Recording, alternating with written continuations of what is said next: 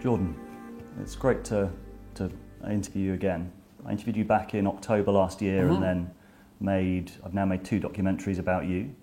And a big focus for Rebel Wisdom is kind of making sense of the cultural moment and making sense of your success and what it represents. And I don't know if you remember, but the very first question I asked you back in October in the interview was, firstly, what do you make of your success so far, and are you ready for it to continue? Because I had a sense back then that what your message represented was something the culture desperately needed. The sort of, and what that signifies to me is a kind of reintegration of the sacred. Did you have any sense back then the exponential success that you were going to have between then and now? Well, I mean, the most likely outcome at each of the, what would you say, at each point where I might notice what's going on around me has been that this will stop. But it isn't stopping. So I've been thinking about that pretty much non-stop, I would say. And I have some solutions, let's say, or some ideas that I didn't present in October. So one of the things I've realized is that part of what's accounting for the popularity of my ideas is actually a secondary consequence of a technological revolution. And I've seen that more clearly since October, partly because I can see the mainstream media dying at a faster and faster rate and the alternative media expanding faster and faster. So television, radio, and the classic print media had shared one thing in common, which was an extreme restriction in bandwidth. This was especially true of television because each minute of television, given the necessity to broadcast and the expense of that, was unbelievably expensive. And so there just wasn't time to do anything on television. There's no time. And so if you had something important to say, or even something unimportant for that matter, most of the time it had to be compressed into something approximating 30 seconds, which wouldn't even be your words. It would be a journalist commenting on what you said. And if you were really pushing the envelope, maybe you'd have 25 minutes on a talk show that was devoted to your ideas. But then even that would be highly scripted. And so television made people look stupider than they were, even to the producers of television, because of this narrow bandwidth. The rise of video online and audio as well has blown the bandwidth limitation out of our mass communication. And it turns out that people are smarter with longer attention spans than we thought. What happened with me was that for one reason or another, I was an early adopter of that technology. And so there's this massive technological transformation, which is a Gutenberg revolution in the provision of video and audio. No barrier to production because it doesn't cost anything. Anyone can do it. People can communicate with it. You can cut up YouTube videos. You can make your documentaries. The entry point is easy. Audio podcasts and that sort of thing, which can be of indefinite length, allow people to use found time to listen. More people can listen than can read. Like all of these things add up to a massive technological revolution. And it's that upswell in technology that's in part has propelled what I've been doing to this mass audience. And so that's been a relief to figure that out because it depersonalizes it to some degree, right? And so I use the metaphor when I've been asked about this before of being on a wave. I'm surfing on a giant wave, but the wave isn't something that I've done. It's part of this technological revolution. So that's a relief to know that. And I'm quite convinced that that's the case. Because there are other people who are occupying the same space, essentially. Joe Rogan is a very good example of that. And the various commentators on YouTube who've become increasingly influential and powerful. Same thing.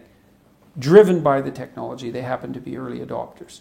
And then there's a secondary question, which is, well, is there anything specific in relationship to my content, let's say. And I would say also that is the case. And I think what I've been able to do with reasonable effectiveness is to draw a conceptual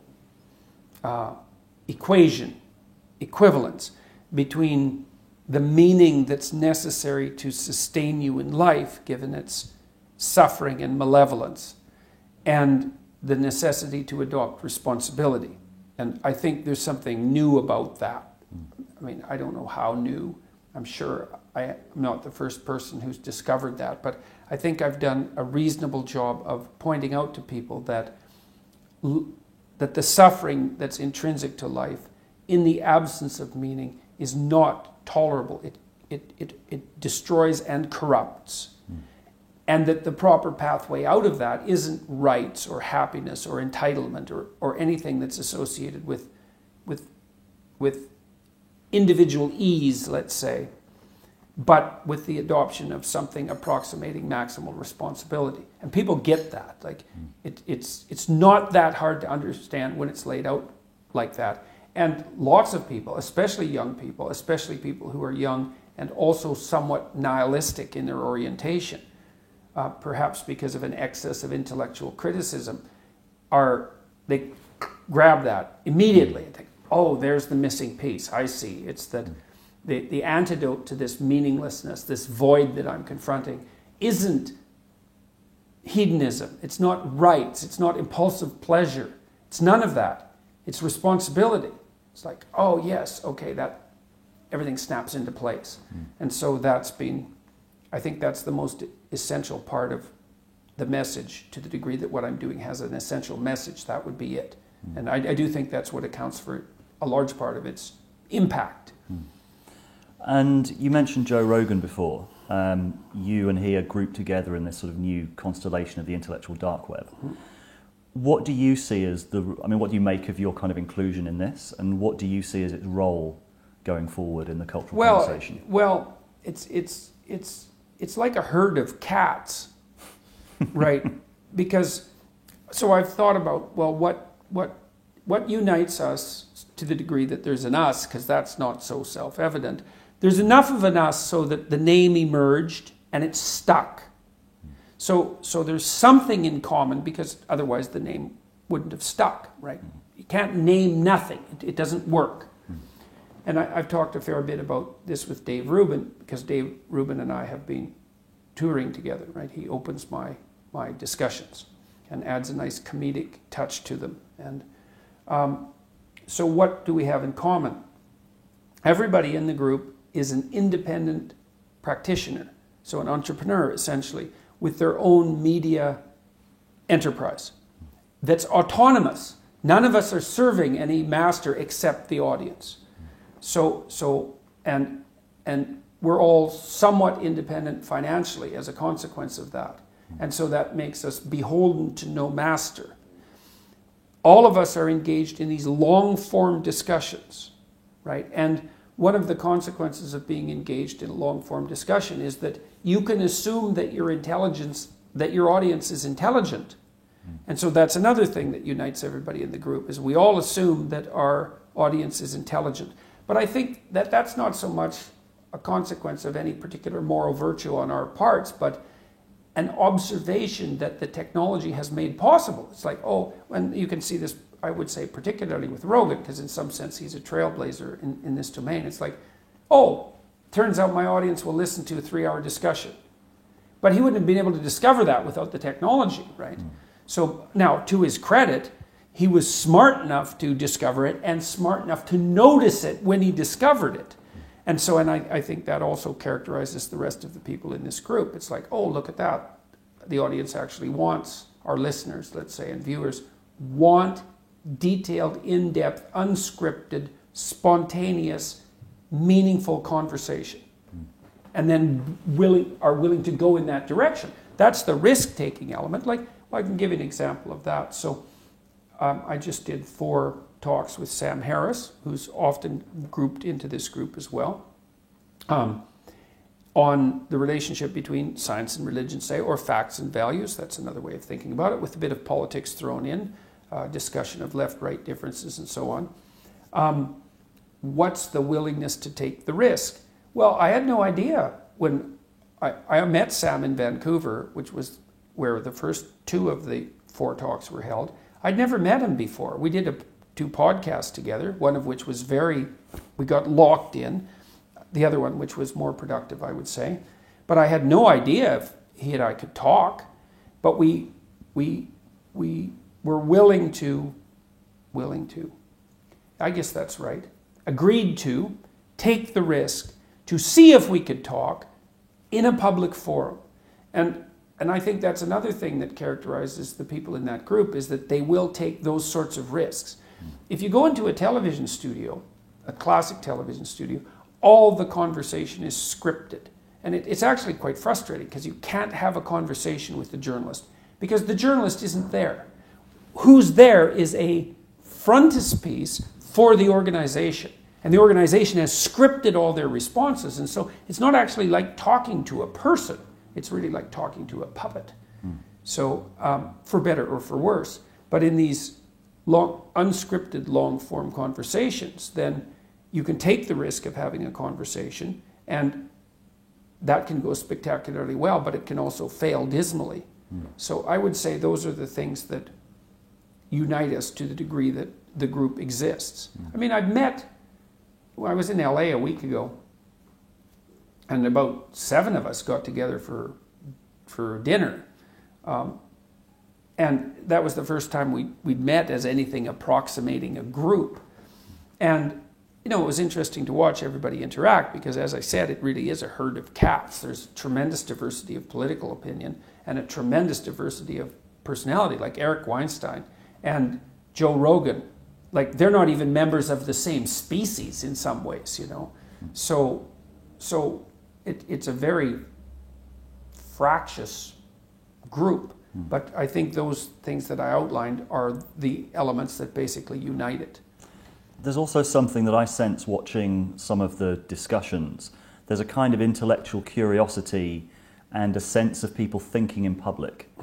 And there's also a sense of maybe the potential for people to change their minds or to discover things during the conversation. Yeah, well, that's partly the appreciation of the intelligence of the audience. It's like, and I would say it is actually the manifestation of the process of thinking that's more important than the conclusions that are generated. Even in these discussions that I've been having with Harris, like, we are trying to argue out 2 different viewpoints, because Harris believes that values can be derived with unerring precision in some sense, using the proper methodology from facts. And I believe that it's more complicated than that there has to be intermediating structures, and that those are really narrative in their nature. So there's a technical argument, as well as a variety of sub-arguments about the relative role of traditional religion and so forth. But the outcome of the debate about those issues is partly what people are coming to the talks to see, to determine what should the conclusions be. But a much larger part, perhaps, is to observe and engage, at least by proxy, in the process of dialogue. And that's more important, because dialogue is the process by which complex problems are solved, which is what makes me a free speech advocate fundamentally. Well, it's not an advocate. It's like, I realize that the protection for free speech is protection of the mechanism whereby complex social problems are solved. And we're the people in this group, and many other people as well, are acting out that dialogical process. And people are happy about that, as they should be. And I read a Spectator review of your recent conversation. I think you've now come to the end of your debates with Sam Harris. And they said that you expressed a little bit of irritation at when Sam didn't grasp some of the points that you were making, or that you didn't fully appreciate that he'd understood them. I also think that Sam Harris in particular, like, he's built a whole kind of personality, career, several books on this atheism position. Do you think that he can argue in good faith from that perspective? Could he turn around and say, well, actually, no, you're right, Jordan, this atheism thing is a bit simplistic? No, I think he was conducting the discussion in good faith. I actually think that what Sam is doing is a good faith project. He I think there's conceptual muddiness about it. But, his basic premise is that we could come to an agreement that working to reduce unnecessary misery and suffering is a universal good. It's like, okay, fair enough. That seems like a reasonable proposition. I don't think it's a proposition of fact, and he claims that it is, but that doesn't matter. Still, it's fair enough, man. And then, so that's one proposition. Another proposition is, it would be really good if our systems of value weren't founded on error. And what do we have that's not error? Well, we have facts. We have objective facts. I mean, look at the technology. Look at what we've done with our science. It's like, you don't want to underestimate the utility of objective facts. So maybe we can ground the value structure in the facts. It's like, well, that would be good if we could do it. So, and then his ethic, let's say, is an amalgam of those two propositions. And I think that his project is honorable. And I think he's committed to it. He also, rightly, is concerned with the dangers of, the fundamentalist dangers of revealed truth, and so is very skeptical about the axiomatic claims of dogmatic religion. It's like, yeah, fair enough, but the mechanisms that he outlines to derive values from facts are insufficient in my estimation. I don't think that his argument is sufficiently sophisticated, even though I don't doubt I don't think that Sam is any less committed to an ethical good. It's not obvious to me that he is than I am, and he's argued and discussed fully in good faith as far as I'm concerned, with the odd error, because no one is negotiating 100% all the time in good faith. I mean, that's a standard that no one can achieve. But I think the discussions have been unbelievably productive, and we'll see that certainly the crowds are responding. I don't think the crowds would have been engaged if Sam wouldn't have been discussing in good faith, because the engagement is actually an indication that a good faith discussion is occurring. Otherwise, it gets dull very, very rapidly. We'll see what happens when the videos are released, and that'll be in August, once the sound is edited and all of that. And then people will have a public debate about how the discussion proceeded. I also think that each discussion built on the previous one, and that I think we both ended up more informed and more articulate than we started out. So that's a really good thing. I certainly understand his arguments much better than I did, a year ago, let's say. And I've heard Eric Weinstein describe sort of the cultural moment as a kind of civil war within the left, the sort of extreme left, and then the sort of moderate soft left, which are probably sort of at least the dominating kind of paradigm in the media. I've got a lot of progressive friends, and what I see happening recently, maybe in the last couple of weeks, is a lot of them starting to grapple with your ideas. And looking at, asking this question, what can the left learn from Jordan Peterson? Which is a pretty new development, because I saw a lot of kind of reactivity to it before. How can you personally contribute to that debate? And is that a debate you're interested in contributing to? Absolutely. No doubt about it. No doubt about it. One thing that I've been doing in my tour repeatedly, when I talk about the first chapter of my book, which is Stand Up Straight with Your Shoulders Back, it's a discussion of hierarchies and their eternal nature, right? Because my claim is, and it's not my claim, I think it's mere fact, that organisms that have to cooperate and compete with other organisms of their type inevitably arrange themselves into hierarchies, and that's been going on for so long, which is at least 300 million years, that our nervous systems have adapted to hierarchies as if they're a permanent element of being, right? More permanent than trees, like seriously permanent. The most fundamental neurochemical, the one that regulates the entire brain, serotonin, is acutely sensitive to hierarchical distinctions. And so that's part of the proposition. So the reason I laid that proposition forward was to say, whatever pitfalls hierarchies might produce, you cannot lay them at the feet of the West, patriarchy, or capitalism. It's like, that's a non-starter. You're wrong. And not just a little bit wrong. You're so seriously wrong that if you insist upon doing that, you won't even achieve your own aims. Because you're actually not grappling with the problem. The problem is, if hierarchies are a problem, which they are, the problem is way more serious than mere capitalism. It's way deeper. And if you're actually interested in rectifying the negative consequences of hierarchies, then you're going to have to get a lot more sophisticated than your idiot Marxism. So part of the elaboration of that argument is, well, hierarchies are inevitable because we have to solve complex problems and we have to solve them socially. And when you implement a solution to a complex problem socially, you produce a hierarchy because some people are better at the implementation than others. So there's a hierarchy of competence, and then there's a hierarchy of distribution of the spoils. And in both of those hierarchies, you get a disproportionate clumping of resources at the top and dispossession at the bottom. It's in the nature of hierarchies. So what's the left for? The left is to remind those who are benefiting from the hierarchies that the hierarchy comes at a cost. And the cost is the clumping of people at the bottom. And that's an eternal cost, and it's not trivial.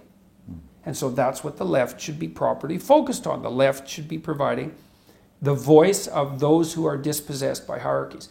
And the right should be saying, yeah, but the damn hierarchies are necessary. And they're not only necessary, but they're also productive.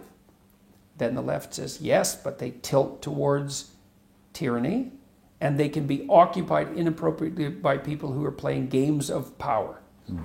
Fair enough, the right has to take that into account. The hierarchy can rigidify and is likely to do that, and it can be taken over by people who are corrupt, and that's likely to happen. And so, but it's okay because the dialogue could work out. The right could say, well, yeah, we need the damn hierarchies and they need to be buttressed, and the left can say, yes, but they have to be maintained properly so they don't deteriorate and degenerate. And I think that's ancient wisdom. I think the ancient Egyptians had figured that out in their symbolic representations. So now, when the left goes too far, it does something like say, well, how about no hierarchies? It's like, no, how about not? Wrong. Because all that happens one of the things that happens if you flatten out the hierarchy is that you can't even organize your perceptions. You can't perceive the world without looking at the world through a hierarchy of value. And because you can't perceive the world unless you make one thing more important than all the other things, because you don't even know what to look at. And if one thing isn't more important than all the other things, then you have nothing to aim at. If you have nothing to aim at, then you have no meaning in your life. So the left can't just demolish the hierarchies in the name of some equality of outcome, let's say, because you blow out the future, you leave people aimless, and you destroy the very institutions that allow people to make competent progress in the world. That's not an acceptable outcome. So we have to agree to live with the tension. Necessity for hierarchies, the proclivity for them to pathologize, and the necessary voice of the left in speaking for the dispossessed. So, and I mean, as far as I'm concerned, I've said something approximating that through my entire career. And so the fact that the left-wingers have been irritated at me is, well, in some sense, that's an inevitable consequence of me taking on the radical left-wingers, but it's also the refusal by the moderate left to deal with their internal problems. And the sticking point that I hear a lot from my sort of more progressive friends is your sort of primary focus is on the individual. Yeah, well, that's too bad for them because the primary focus should be on the individual. I can agree with that. The paradox that they would say, it's like, okay, focus on the individual, but you have to accept that there are some situations that are much more conducive to an individual thriving than other situations. And so their focus is on structural inequality, you're focusing on the individual. Is there not some interplay between the two? Oh, definitely. Well, obviously, because people do have group identities. The question is whether the group or the individual identity should be paramount. And the leftist answer, the radical leftist answer is, Well, there is look, it's not me that's failing to take into account those two levels of analysis. It's the bloody radical leftists, because for them it's the collective, and that's that. And so it's obvious, as far as I'm concerned, that people have their individuality, and then behind that they have their group, multiple group identities, which is also a big problem. But also poverty or any of these situations that make it much more difficult for people to self-actualize. What I think they'd argue is they don't hear you talk about that very much. Well, it isn't. First of all, it's not self-evident. Like I don't accept Maslow's hierarchy of needs. I don't think it's necessarily more difficult for people who are poor to self-actualize. Sorry, I don't buy that. Because what that would mean, think about what that would mean. That would mean that the rich are morally superior. That's what that means, because they have all the opportunities to self-actualize. So obviously, if the material conditions are the prerequisite for self-actualization, then the rich are morally superior to the poor. Is that really an argument we want to make? And in fact, I don't think that that's even vaguely reasonable, because one of the things that does help build character is privation. Now, obviously, starving to death is an excess of privation. So there are limit conditions. But it's a leftist trope that the provision of additional material resources will produce ethically superior human beings. Sorry, not true. And in fact, sometimes quite the contrary. So I don't buy that argument in the least.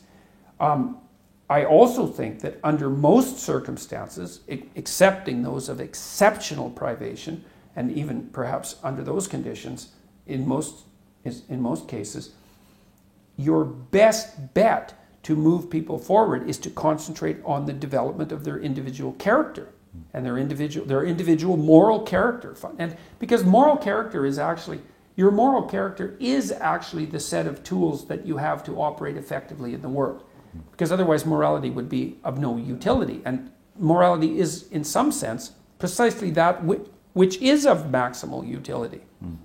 And so, and the other objection that I would throw out at the radical left is, well, how do you know that your emphasis on collective existence isn't just an abdication of your personal responsibility? Well, of course it's not. It's like, no, seriously here. It's not that easy to adopt personal responsibility, maximal personal responsibility. What makes you think you're not running away from it? You have every reason to. You're really of that stellar moral character. Really, that's your self-analysis. It's like, sorry, I don't buy it. And I especially don't buy it when I look at the consequences of leftist revolutions. Because all these people of stellar moral character, when they undertake their collectivist revolution, nothing comes out of that but absolute bloody catastrophe. So all the well-meaning aims aside. My sense of a lot of the progressive people that I know is that they're sort of from a new generation. They're not generally materialist. They're sort of very spiritually aware. And I sense a kind of implicit message in what you're saying that I've never heard made explicitly, that in some sense materialism is a deadening doctrine. I mean, you look at the opioid crisis in America, you look at a lot of these, if poverty is seen as a more sort of, also as a sort of spiritual crisis or a crisis of the soul as much as anything else. It's mostly that. It would be a lovely thing if poverty was caused by lack of money. We could fix it really easily then. But it isn't. My point, I think, is to say that if you were framing your message in that way, I think there would be a lot of people on the left who'd be receptive to that message. Sort of that actually there is a crisis of, the crisis of, what do you call it, like worldview has real consequences. And a lot of the poverty we're seeing in the world is to do with this kind of materialist worldview that has become corrupt, or at least kind of stripped all of the meaning and purpose out of the world. That's a good point. Well, right. Well, I mean, I don't believe that materialist hedonism is a sufficient solution. Now, it's a bit more complicated than that, because I do think that functional democratic systems are actually pretty good at reasonable hedonism. Like, I'm pretty happy that our system produces a variety of toothpastes and a variety of toilet papers and a variety of sanitary napkins, all of these things that that are basically oriented towards, what would you call them, individual creature comforts. There's something about that that's really merciful and properly egalitarian. And so a certain degree of material hedonism is a good thing, right? Because it's nice that people can have their basic needs taken care of in a dignified manner. But as a ultimate solution to the problems of life, it's insufficient, which is again why I don't really like Abraham Maslow's hierarchy of needs. You know, it isn't a progression up the moral chain because of the provision of additional material resources. It doesn't work that way. That doesn't mean that you want to set up a situation where as many people as possible are absent the terrible strictures of privation. But we are doing that quite rapidly, thank God. So I think where the leftists are less happy with what I'm doing is the case that I'm making, that the meaning that transcends mere materialism is to be found in the adoption of individual responsibility. Because I wouldn't say that that's a core message, certainly not of the radical left. It's not that at all, because generally they construe the individual as either the oppressor or the suffering oppressed, but not as the active agent, as either of those active agents. The problem with the oppressor-oppressed narrative is, even though there's an element of truth to it, each of us can be subdivided into so many group identities that there's at least one dimension along which we're all oppressors. And that's actually, when I've been looking at what happened in the aftermath of the Russian Revolution, that was the bloody error, so to speak.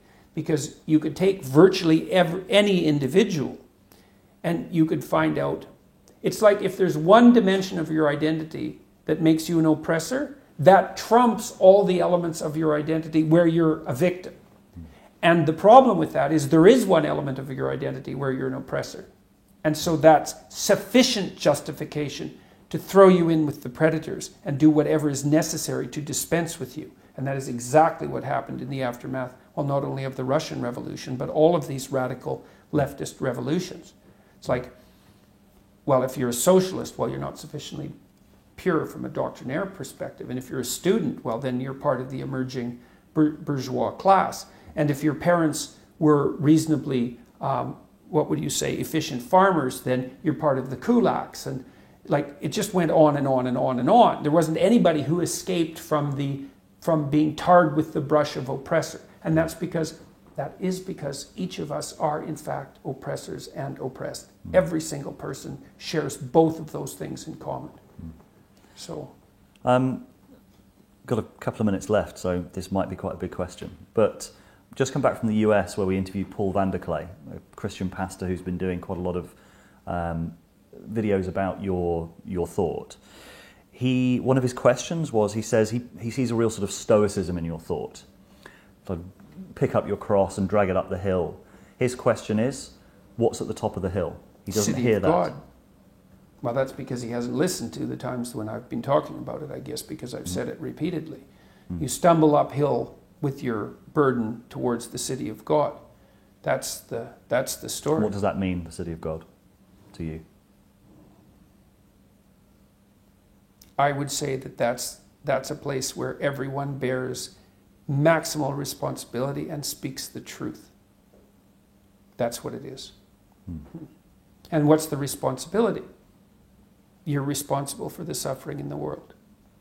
You're responsible for the malevolence in the world. And you're responsible for the veracity of your utterances. Right. And in the city of God, you're maximally responsible for the suffering. You're maximally responsible for the malevolence. And you speak the truth. That's what it is. Very concise. So you can tell Paul Vanderklay that from me. Great. Jordan, thank you very much. My pleasure. Nice to see you again. You too. Yeah.